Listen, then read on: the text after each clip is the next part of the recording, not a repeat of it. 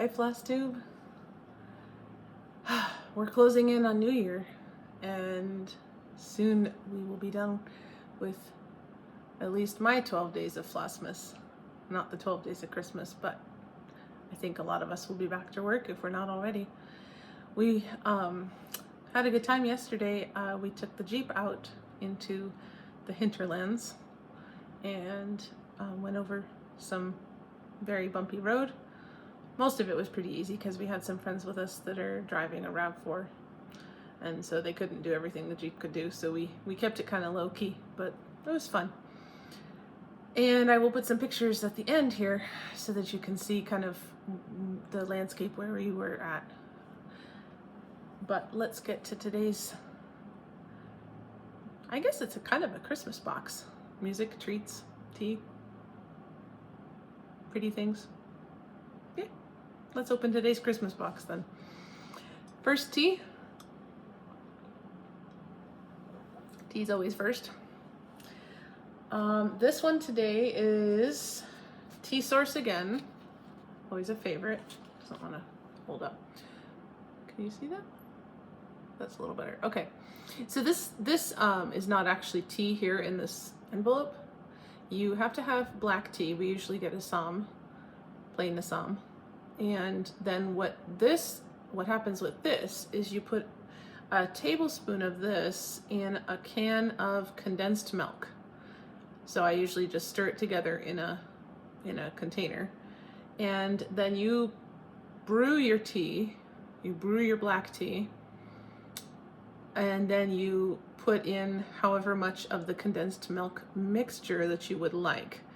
I usually put in about a tablespoon or a little more into a cup of tea. I think Kent puts a little more than that, but it makes a nice chai. It's already sweet because of the condensed milk, and then this particular chai mix has a nice kick to it. We like a kick. Let me read what it has in it: ginger, cardamom, cinnamon, clove, nutmeg, and black pepper. So it must be the black pepper that gives it, and the ginger probably, that give it a nice kick. I don't like my chai too sweet, so this, with the condensed milk, it's almost a little too sweet for me. But it's the black pepper keeps it from being too sweet. I probably would prefer to make it a different way, but this is what it's designed for. So I really enjoy it, and very seasonal, of course. So yeah, chai spice. All right, I'm trying to get everything not to fall off. I'm using my footstool to set things on, but it slants, so I have to balance everything to keep it from sliding onto the floor. So let's talk treats. I have to say that again, today I have pictures rather than actual treats because they got eaten and I haven't made more. So every Christmas I like to make nisu, which is a Finnish braided bread with cardamom, and my husband really likes it, and so yeah, it's gone. It's getting late in the Christmas season, so it didn't stick around. I suppose I should have, hid a little bit in the freezer or something, but anyway. So the recipe, I'll post the link to the recipe below. It makes 2 loaves. I use cardamom. You can use ground cardamom, or you can use cardamom seeds. Obviously, not the actual pods, but the little black seeds inside. Gives a different flavor and a different crunchiness to it, but it makes nicely scented. Other than that, it's just plain, enriched dough. So very nice, very light, fluffy.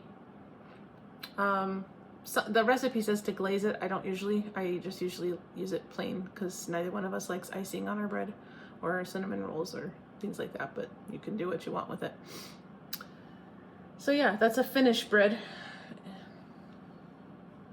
And nobody in this house is Finnish, but Kent ran into it when he was living in Michigan. So, and I guess I should hang on to the phone because the next 2 things are also digital. So I read Miss Marley, I had been looking forward to this because I like variations or fanfic or whatever, if you will, on regular books that I've read already. This is a prequel, basically, to the events of A Christmas Carol. It tells about Jacob Marley's sister and how his childhood, her childhood, created the Jacob Marley that we meet briefly in A Christmas Carol. I won't say more than that, but it's a quick read, and I liked it a lot. I liked it a lot, so. Anyway, so that one. And then I didn't actually realize that we didn't own this album because I have listened to this so many times, but I guess I always listen to it on Spotify. This is the Dale Worland Singers, December Stillness. And the reason I found this was because we were looking for a particular song that we heard in Minnesota. I'll hold it up a little longer. This is Little Tree by Stephen Heitzig, based on the poem by E.E. Cummings. And we first heard it, choir sing it in Minnesota, and really, really loved it. It's very, well, it's mostly a quiet song with harp accompaniment, although it does get loud towards the middle. And here in Arizona, we play it, we open the door and windows and play it for our little pine tree outside because I was homesick and wanted a pine tree to look at, and Kent looked around and found a pine tree that would be happy growing in Arizona. It's either an Afghan pine or an Aleppo pine. I want to say it's an Aleppo pine, but I could be wrong.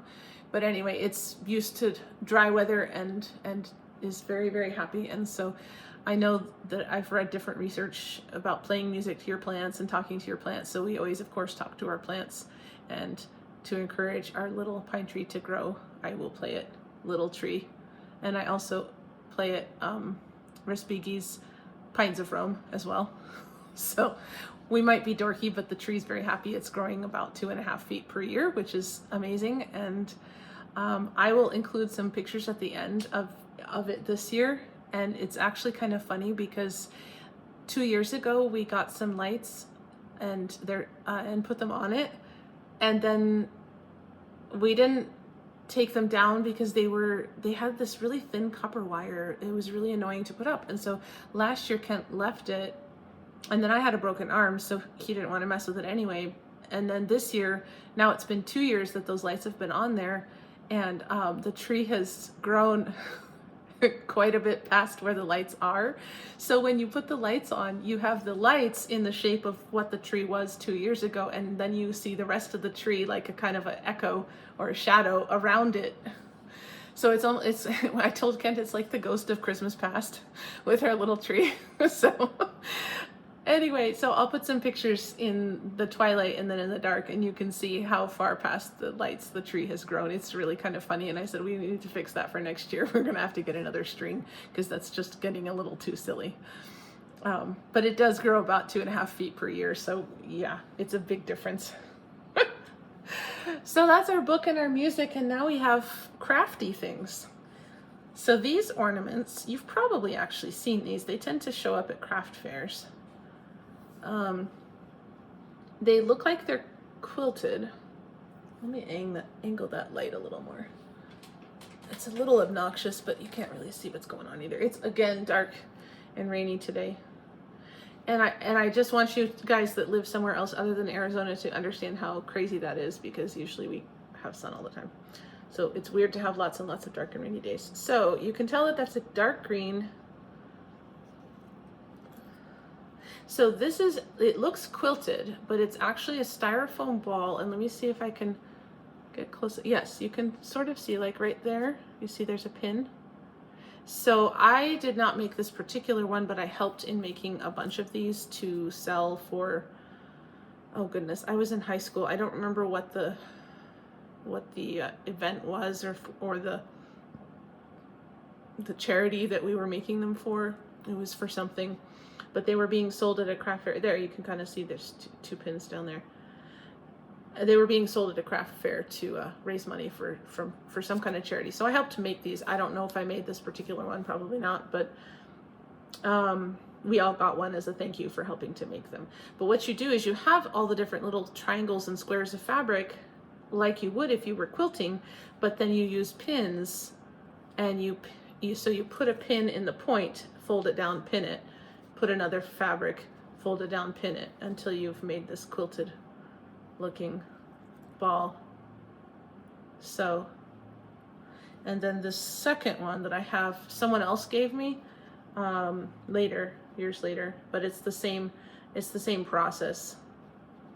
Man, there we go.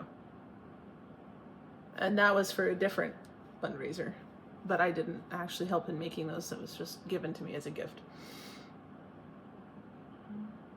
So I probably should, one of these years make others, because it's probably a really great way to use up little scraps of fabric. The last strips, when you've been strip piecing a quilt and then you have some strips left, it would probably be a really great way to do that. But maybe not this year.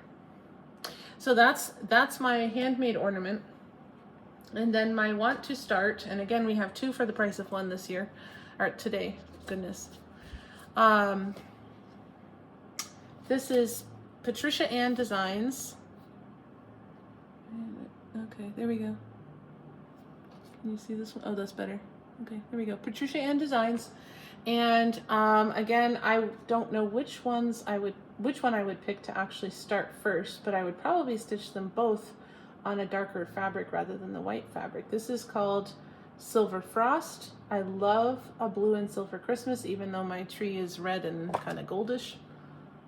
And then this one with the star, I also love stars. Stars and snowflakes. So I think both of these would look better on a darker fabric, although this one probably is fine. But I just can't get away from seeing the stars on dark fabric. So if I did these, I would do them probably on black or dark blue, probably in this case. So I like them. I don't know. Tell me in the comments which one you think I should start. I have 12 Christmas designs that I consider my active Christmas designs that I try to stitch on in July and December.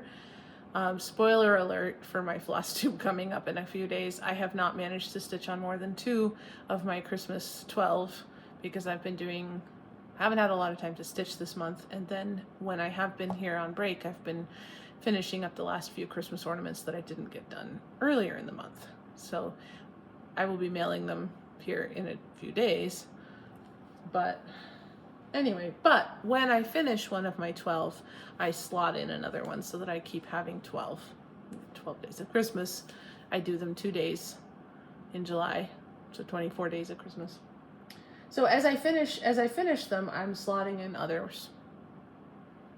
So anyway, tell me which one you think I should start first or should slot in first. Of course, if I never get to stitch on them in December, I'm never gonna get done. But